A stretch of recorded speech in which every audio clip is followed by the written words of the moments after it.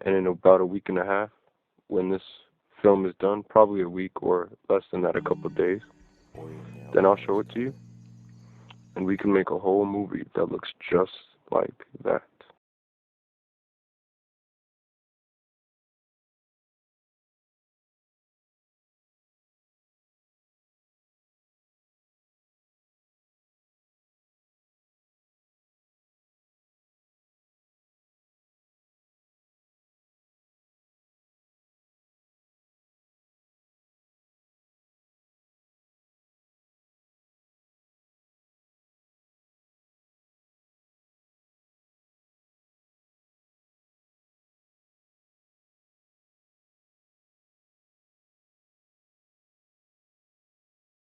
I would hope to find someone that knows where I want to go. Someone that's strong, committed to bettering myself, fearless.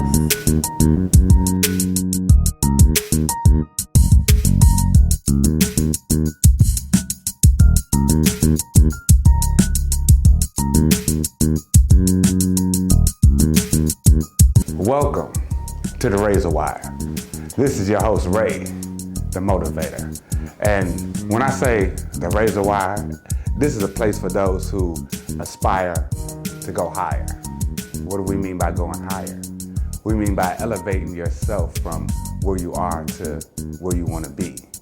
This is a place where you can be inspired through others who have taken the opportunity to elevate themselves. And this is what you'll see in this space, in this place, because that's what it was created for. Yeah, that's cool. All right. All right. So, I would like to welcome you to the Razor Wire. I'm your host, Ray, the motivator. And today I would like to introduce to some and present to others a beautiful young woman who's a musical artist by the name of CIANNI Abri. Yes. Hello. Thank you for having me. It's truly my pleasure to have you. Yes. And the reason why I have you here is because I've heard your album and I thoroughly enjoyed it. I shared it with my friends, and it really spoke to me on so many different levels. But what I want to explore today is the depth of the person behind the music. Okay. So tell me about the name of your album. Yeah, so the name of my album is called The Bridge to Alchemy. It pretty much is how it came about. At the time, I was very into like astrology and just trying to find my way in life at that time. So for me, alchemy came, I was watching a lot of YouTube videos. I was watching a lot of things about like signs and just trying to know more about myself, my personality, and how I fit into this world, and just people around me, how I interacted with people. It was just very interesting to me. It still is. But at that time, I really just wanted to find the right word, that can describe all of that. And alchemy was something that was like, even when I hear it, it's like, what is that? Like, so when I heard it, I was like, I need to look it up. I need to read more about it. And so that's how it, it kind of came about. But and what is alchemy to you? Manifestation. Manifestation. Is manifesting what you want,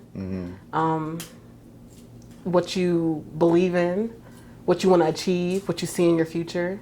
I think it's about just trying to be greater. For me, that's what it meant for me. Being greater, trying to bring things into my life that can take me to that place of, bettering myself as a person. So, yeah, that's what alchemy means to me. Manifesting good things. Yeah. Okay. So at what point in your life did you start to develop yourself? Late. I would say probably 20, 21. Yeah, that was, around the time where I started feeling like I needed to find myself or figure out who I was, because that really wasn't a question for me. I always had my parents to kind of not tell me who I am, but, kind of remind me of where I came from and who I could be. But I never really thought of who I actually am. You know, that question never came about until I started, you know, making my own friends, kind of seeing how people move on their own, and you know, without asking my parents, you know, for my parents' help. Or that's where I kind of, you know, started thinking about, what do I want? You know, like, without, what does CIANNI need? What does CIANNI want? What do I want for my future? Because I never thought about my future. I'm the type of person that I think about the now and a couple weeks from now, but I never thought about 5 years from now. I never thought about 20 years from now. So, yeah. Yeah. That search to discover ourselves, I think that's a path that a lot of people are on. But you talked about your parents being your guide for you up until you was in your early 20s, and you're still in your early 20s. I mean, they still are. Yeah.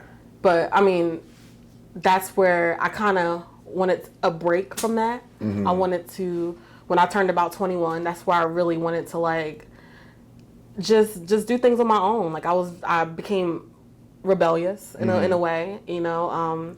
So yeah, but my parents have always been there by my side, and they still are. Like, everywhere I go, they're right there by me. My mom's my manager. Okay. You know, my dad is my security guard. You know, so it's like they're always there. Yeah. But I'm trying to do things myself now. I'm trying to walk on my own and be able to do things without saying, "Oh, hey, mom, what do you think about this?" Or, "Hey, dad, what do you think about?" Like, I want to be able to have my own opinion. Stand on your own. Right. Stand on my own 2 feet. Yeah. So, could you tell me a little bit more about your childhood? Was there anything significant from your childhood that helped in your development as a music artist and as a person? Yeah. Well, I've always been involved with music. Like, whether it be in the house, my parents always played music. We used to go to this jazz festival. I lived in Camden, so I was right near the waterfront where they would have all these jazz festivals, and so we would go there. I don't know which day of the week it was, but we would go down there, the whole family, have a picnic, have chairs, and I was just always surrounded by music. Like, that was like my first, like, live experience where I got to, you know, just see people enjoying music and, you know, just having fun. Like, you know, not thinking about it, but it's just always been instilled in me. My mom used to listen to Erykah Badu. She still does. She's a huge fan. Okay. Erykah Badu, Jill Scott. My dad's a hard hip hop fan, so Jay-Z is his favorite. Okay. So I've always been surrounded by that. I did dance since I was 6 years old. So, you know, of course, that is music. I hear music all the time. You dance to music. And then later on, about, I want to say, middle school, I got involved in choir. So that was different for me because I never really had, like, musical outlets in school. The school I went to a Catholic school. Okay. We didn't really have, like, just any type of after school activities. So when I moved to Deptford in New Jersey, and that school had everything from choir to musical theater to dance to regular theater. Like, it was filled with, it was like a playing field for musicians, and it was amazing. So you were like a kid in a candy store. Right, a kid in a candy store. And that's where I developed my love for theater. And I auditioned for my first musical, I think it was The Wizard of Oz. And I just remember I didn't get the part that I wanted. I wanted to be the Black Dorothy. Of course that wasn't going to happen. I went to a predominantly black school. White school, sorry. Predominantly white school, and I was heartbroken. Like, when I didn't get a lead part, I was a dwarf, or what, I don't know what I was, but I wasn't a lead part. And it just so happened that one of the characters got suspended from school. It was the gatekeeper, and I was able to take her part, so I had a speaking role. And before then, I didn't even, like, I mean, I knew I wanted a speaking role, but I didn't think of what it would entail, like the practicing, the discipline you need, you know, going to rehearsal all the time, like, that right there it was preparing me for what I wanted to do now, you know, unknowingly. And so yeah, like, that's where the love started. When I was on stage, I loved the attention. I loved, you know, being in the spotlight. I loved having my roles. I loved seeing the people cheer for me, coming up to me afterwards. Like, I loved everything about it. I loved the practicing. I loved the people that I met, the community of kids that, you know, they're still my friends to this day, you know? So Yeah, I feel like from there I continued to do musical theater in high school. My first big role was junior year. Okay. Well, actually, I'll start from freshman year. Okay. We did Annie.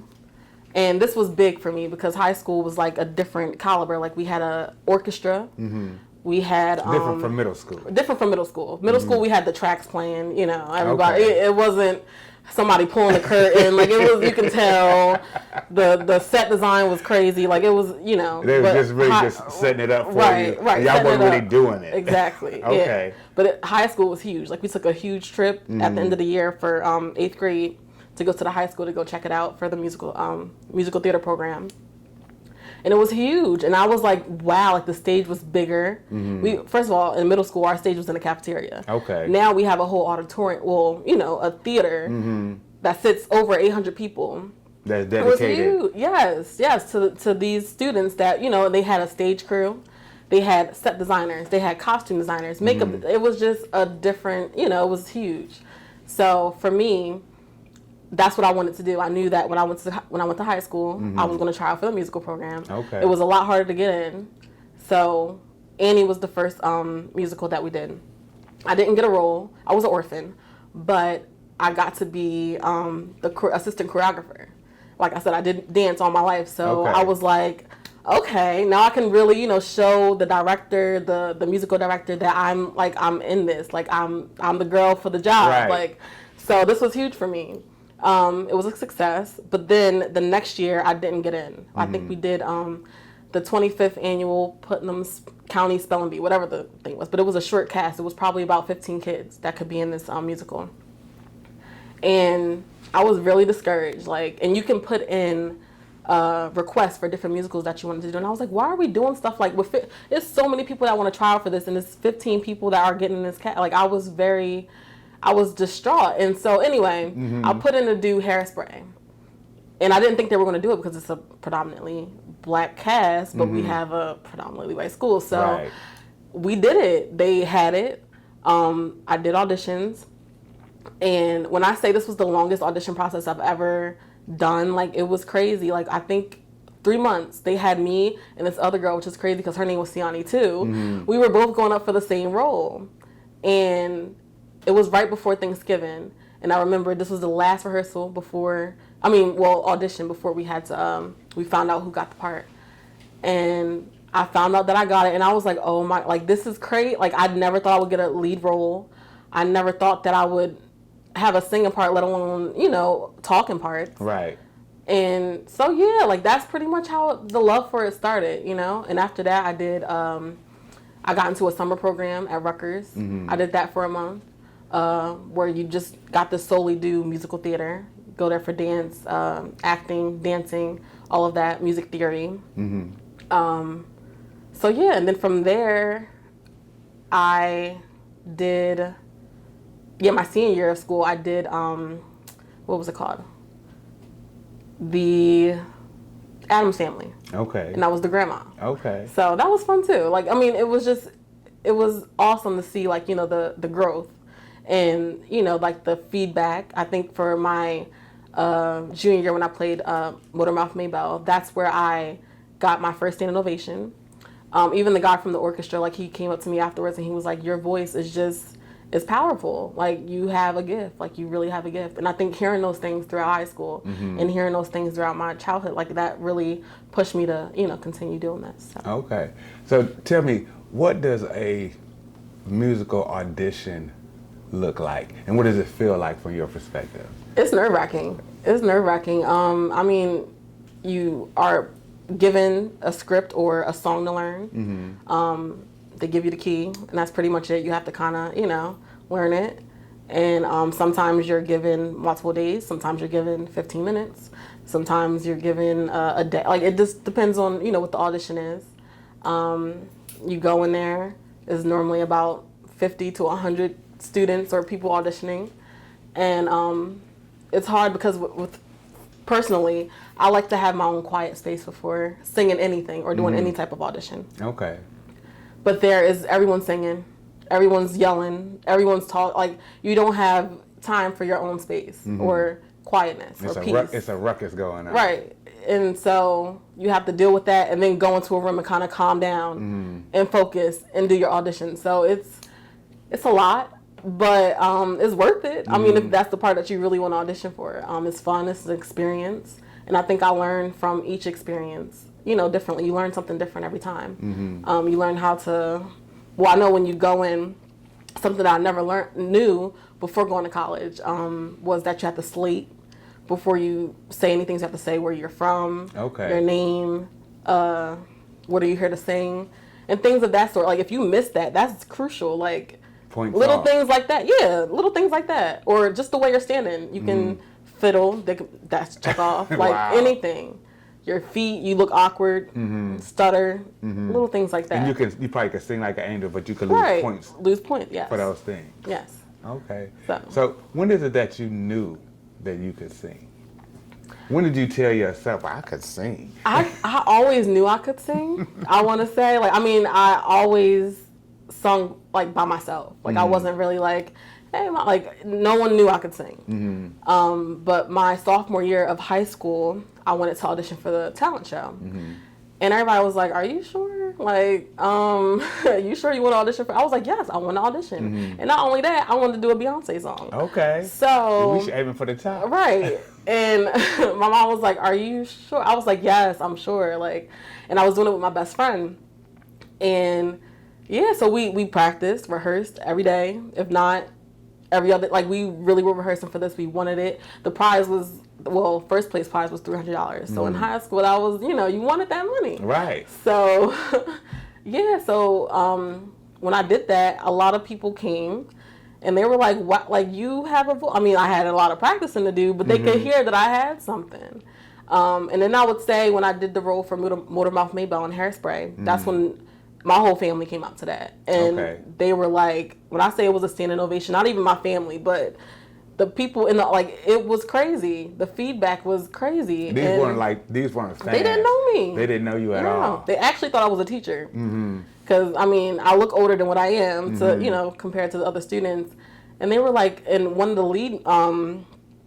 lead actresses in the play, her mom was like, why is there a teacher, this could have been a role for, a child. And she was like, she's not a child. She's in school. Like, this, she auditioned like everybody else. But people really thought I was a teacher. Like, they really... Yeah, because my voice was mature, and I never had lessons at that point. So people were shocked. People didn't expect it, especially from a high school play. That was a very good performance, very good show, so, yeah. Outstanding. Yeah. So, your career, let's get to when you chose to make this a career. Yes.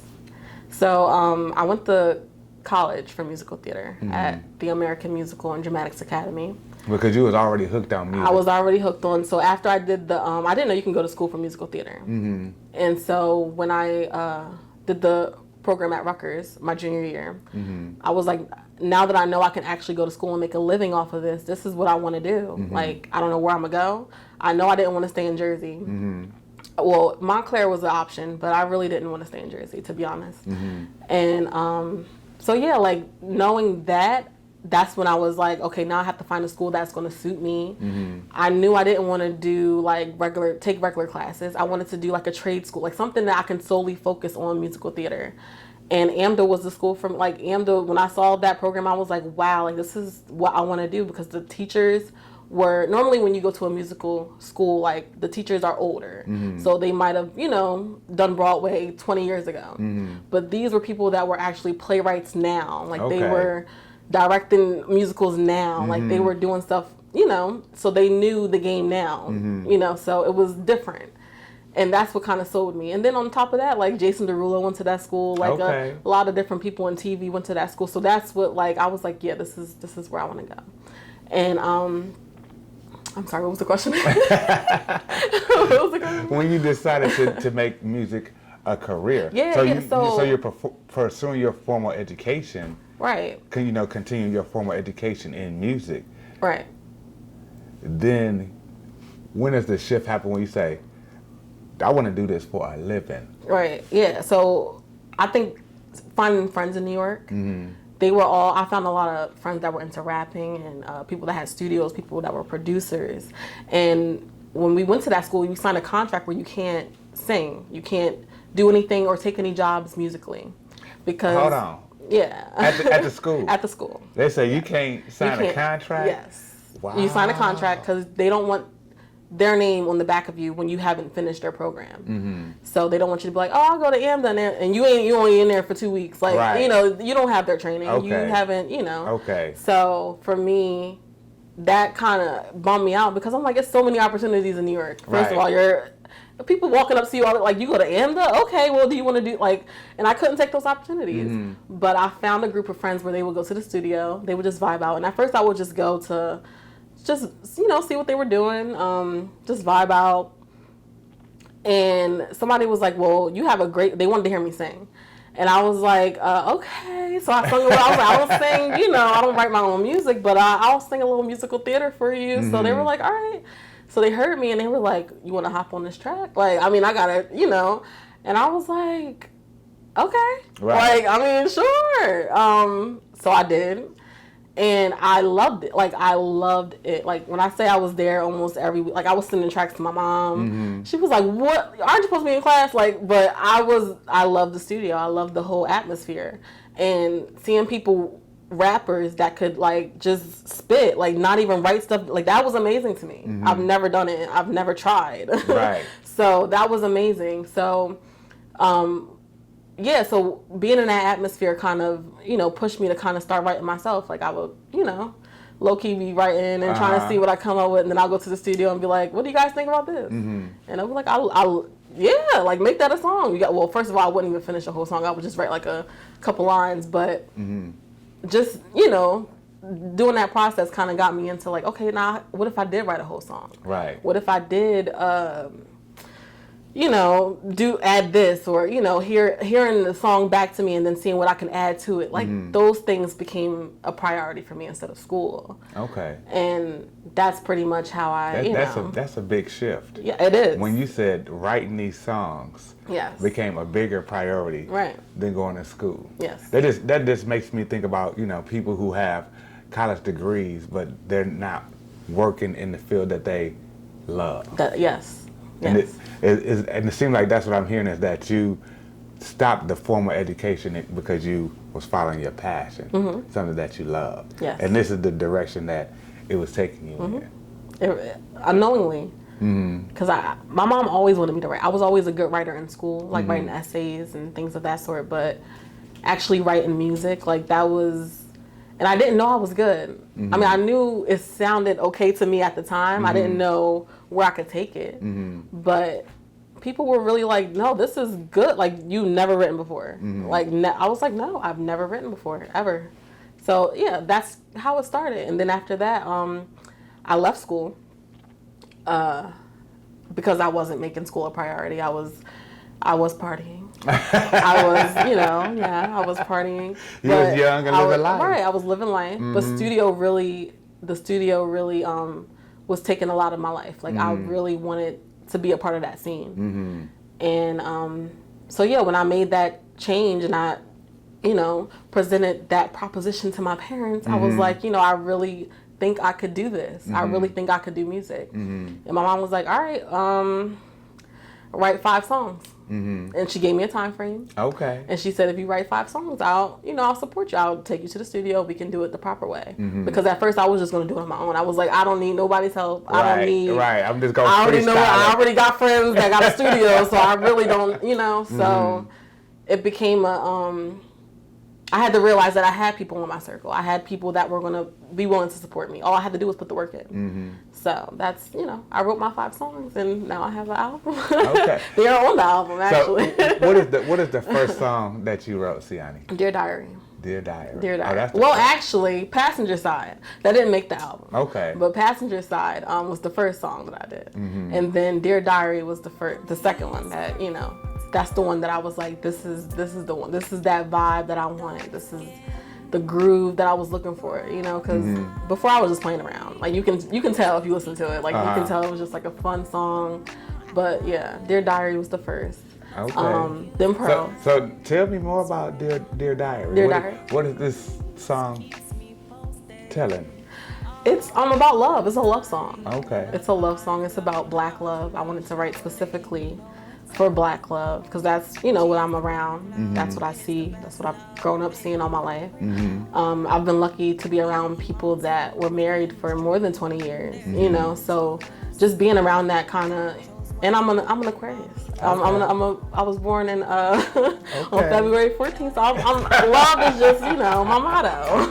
right. So yeah. So but anyway, love was the the direction I was going with that song.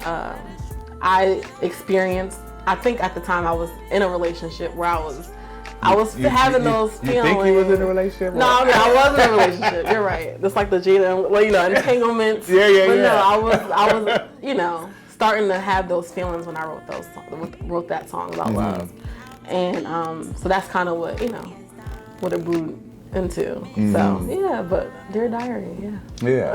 That's a song that our viewers really need to check out. Dear Diary. Yes, It's a very telling story. I'll say that. Yes. On all platforms, go check it out. Yeah. Pearls, yes. So Pearls is the next song, and that song. So were you in a different space? I was in a different. Yes, definitely. Okay. Definitely in a different space. Like I said before, I was really working at this time on really trying to find myself and find what I like to. I mean, I love music. But it's more than that. I really felt like I needed to write about things that people could relate to. All of those things started coming on. If I'm going to do this, I have to write about.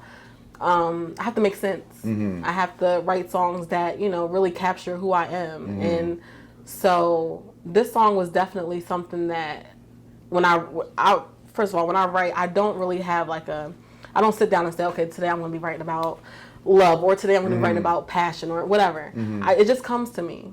It just flows. So I think the first line that I did was, "I heal the world with my pearls." I didn't know what that meant. I didn't know what. Yeah, I didn't know where I was going with the song. But that's the first, and I was like, I like this. I heal the world with my pearls. So I kind of just, wrote a song about that. And before I knew it was a song about me. And I knew it was about me after I heard it. I listened back to it. Right. It made sense. So tell me about your path to finding yourself or discovering who you are. Tell me how did that start, or better yet, when did you know that you were lost? That goes back to college. I mean, before college, I felt like I was very set. I felt happy. I don't remember being unhappy, if that makes sense. So when I was in high school, I was really surrounded by, this was my first time really having to challenge myself, I think. Being told no was very hard for me. Really having to, because they are real with you. Like when I say, everything is about looks. Everything is about skin color. Like when you go in there, you get assessed. So they tell you what kind of things you can audition for. So it could be what type of role you would be good for, based on how you look. Like don't go in there trying to think you're gonna get this role, because you are not that you're not that character. You're not a princess. You're more of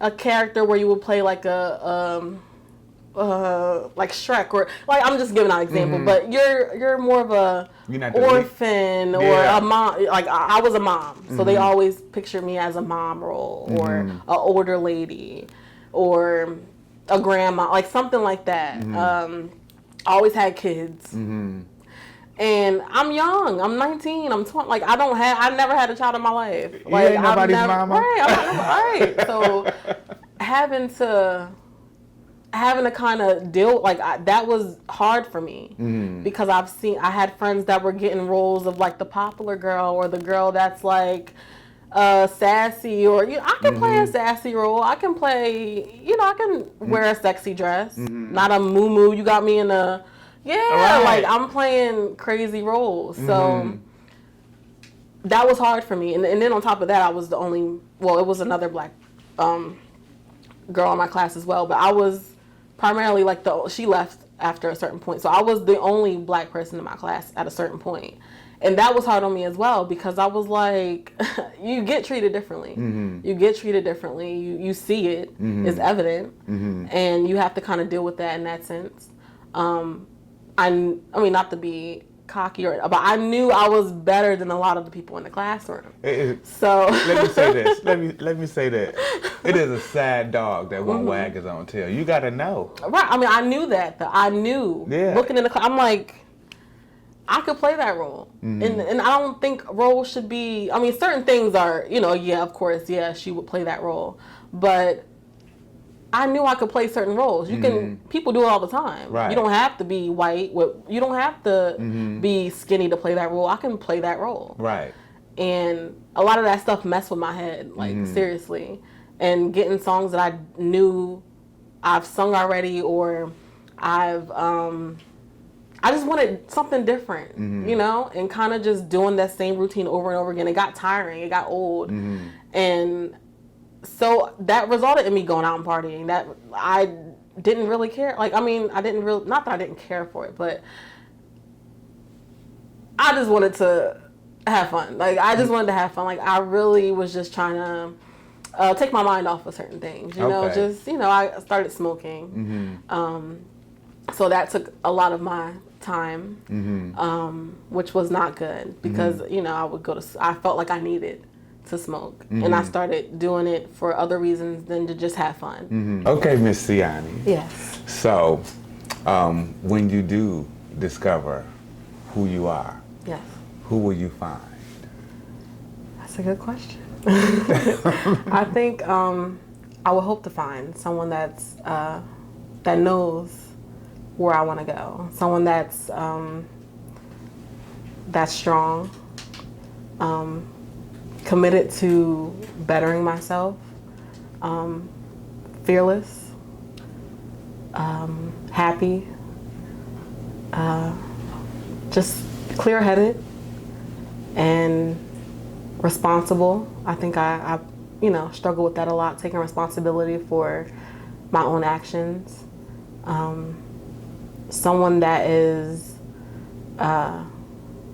just true to myself. I really want to just live in my truth and just feel good about it and not have any questions and not care what other people think. Like, that's like, I'm such I think a lot. I'm in my head a lot. So being able to be free in that way will just feel like a weight is lifted off my shoulders. Like, it'll be the best thing that's ever happened to me. So I think those things right there will definitely, be something that I would like to see myself, the space that I would like to see myself in. Okay. Yeah. Free. And up until this point, what has helped you the most on your journey? My family, my mom, my dad, they are my structure. My brother, my sister. Just having people that can reassure that I'm good, no matter what. No matter if I fall, no matter if I feel like I want to give up, no matter if I'm in pain, or even if I'm happy. Like, they're going to be there for me. And a lot of people, especially in music that I've seen, they don't have that. And that's something that I'm thankful for, and I'm blessed to have.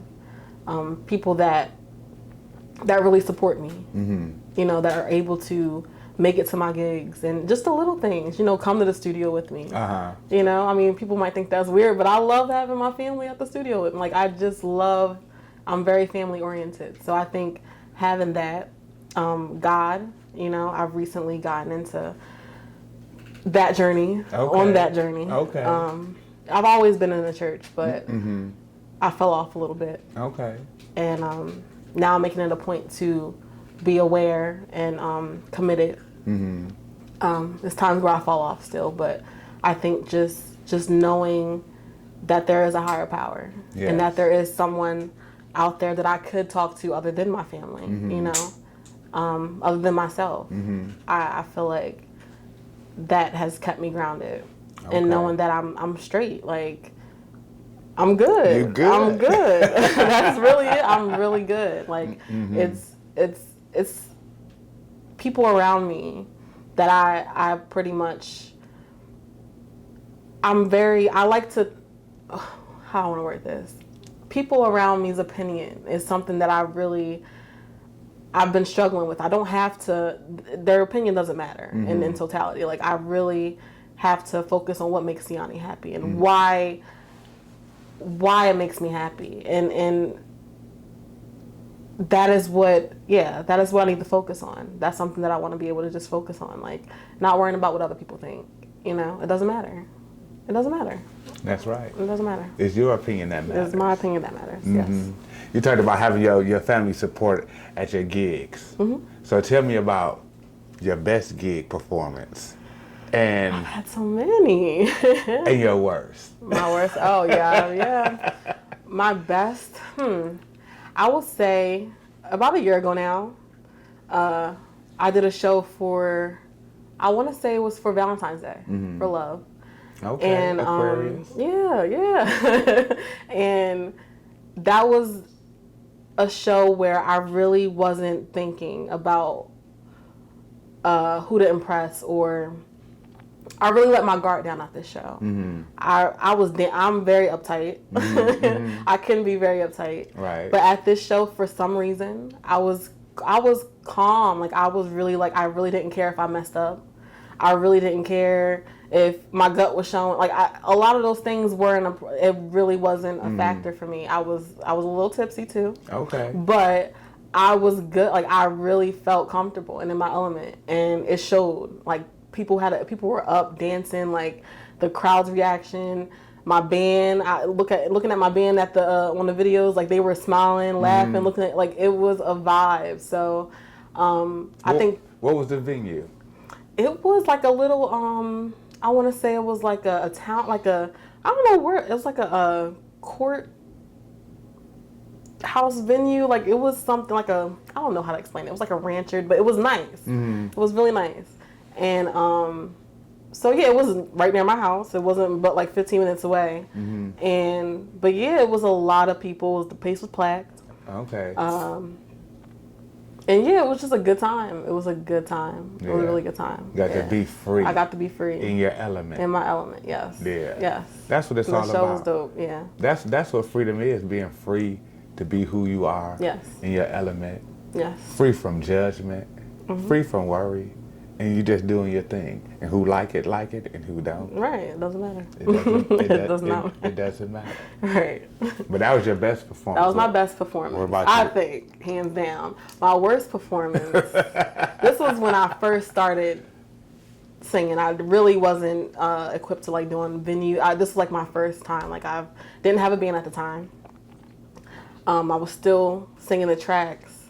And it was I was at a dance studio. They kind of made it into like a performance setting. They had the table set up, everything was lighting, everything.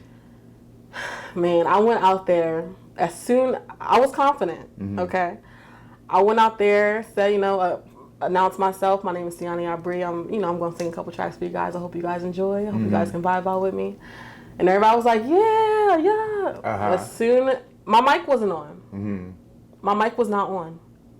You can hear my music. Right. My mic was not on. I was like, oh my, but the only thing that, like, kept me going was my family. Like, they were still cheering me on, like, as if they could hear me, but I knew they could not hear it. Nothing that was coming up, like, nothing. It was so embarrassing. Like, it was embarrassing because this was a show where I was around people that I grew up with, or I used to do dance, so I was in a dance crew, and these were like people that I really wanted to show, like, I'm doing music now. Like, this was my time to show. They couldn't hear nothing I had to say. And then they had the nerve to bring me back out on stage after and kind of tell people where they could find my music. I was like, I don't want to. I was so upset. Like, I cried.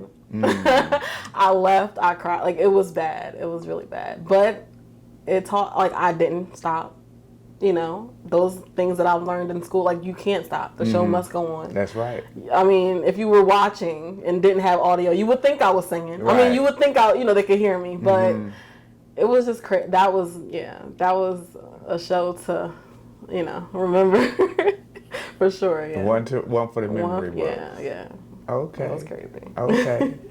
So, you have a song Yes. I think you just recently released it. Yes. Called No Fool. No Fool, yes. So when I hear that title, and I've listened to the song, it sounds like that you built yourself up and that you've learned some lessons. Of course, yes. I've definitely learned some lessons. Could you speak more about what's contained in that song?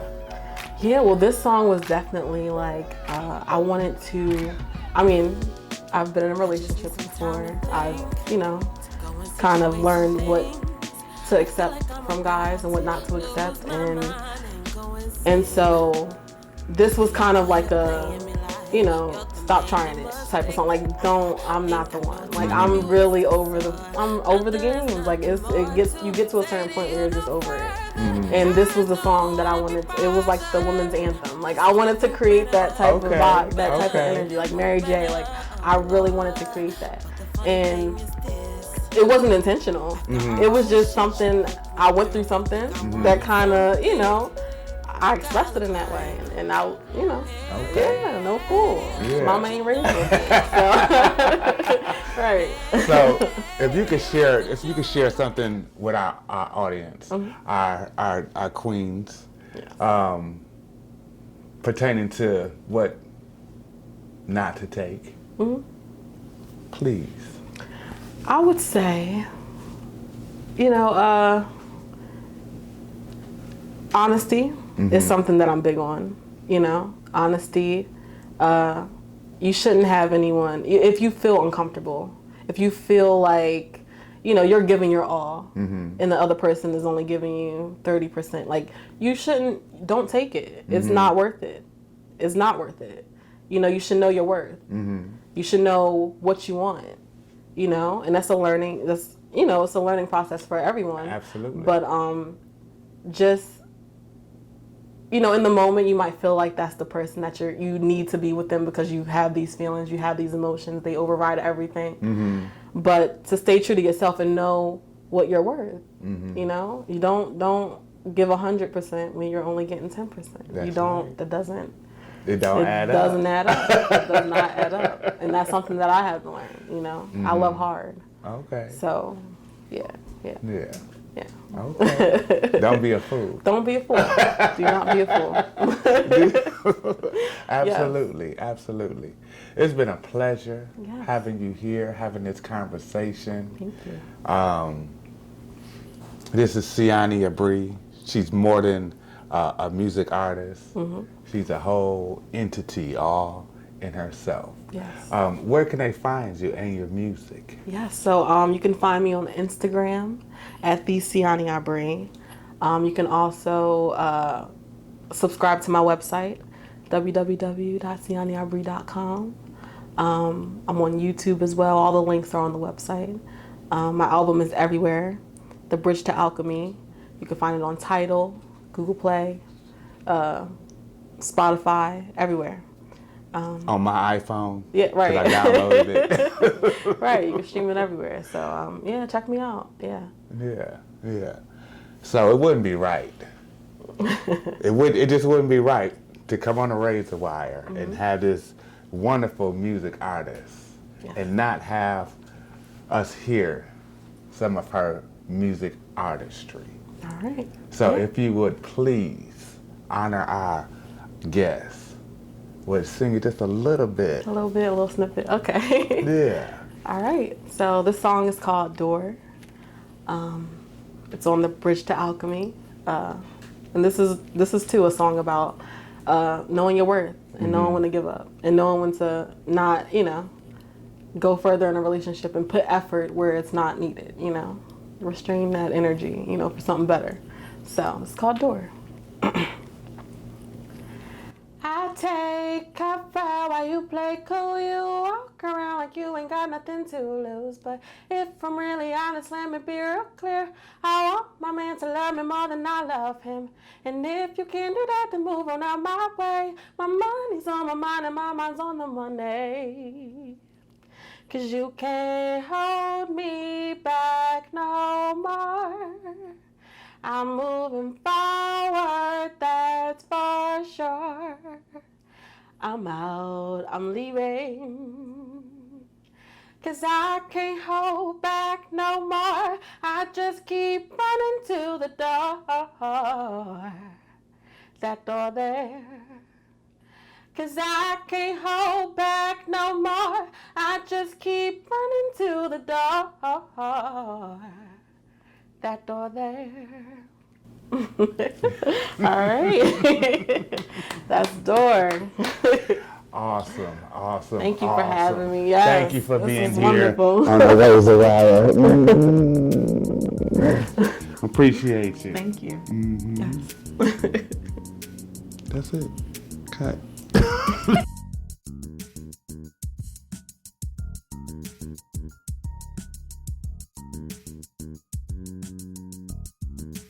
Thank you for joining us on the RAYZORWIRE, for those that aspire to go higher. This is a place of inspiration, transformation, motivation. Please continue to like, share. You can follow us on Instagram, Facebook, and my only request of you is to continue to live your dreams.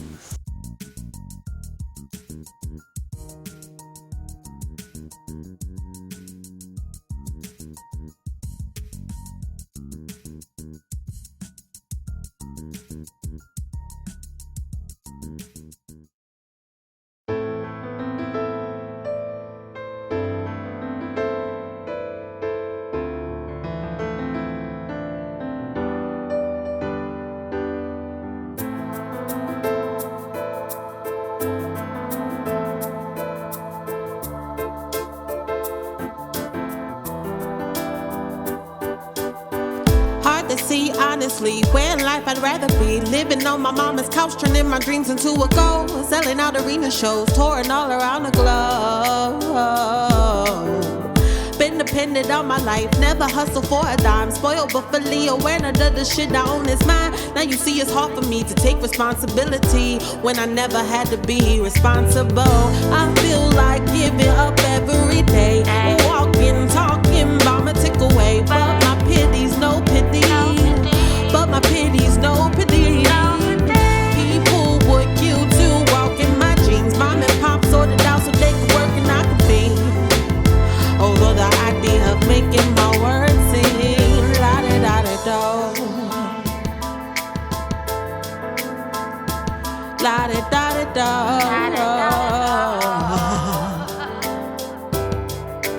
Round and around the world, America. Round and around the world, open doors. That's life.